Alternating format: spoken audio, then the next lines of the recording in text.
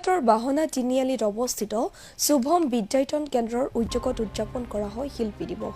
এই অনুষ্ঠানতে শুভম বিদ্যায়তন কেন্দ্ৰৰ বিভিন্ন পাঠ্যক্ৰমৰ আনুষ্ঠানিকভাৱে শুভাৰম্ভও কৰা হয়।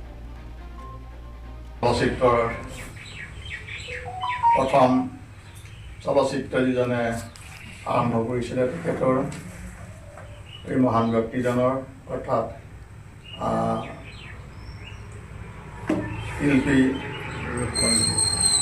জ্যোতিপ্ৰসাদ আগৰৱালাৰ আজি মৃত্যু দিৱস সমগ্ৰ অসমতে বিভিন্ন কাৰ্যসূচীৰে পালন কৰি অহা হৈছে। আজি আমাৰ এই শুভম বিদ্যায়তন কেন্দ্ৰটো জ্যোতিপ্ৰসাদ আগৰৱালাৰ মৃত্যু দিৱস পালন কৰা হৈছে আৰু এই দিৱসৰ এই শিল্পী দিৱসৰ লগতে সংগতি ৰাখি শুভম বিদ্যায়তন কেন্দ্ৰই আৰু 4টা বিষয়ত এবাকাছ, ডান্স,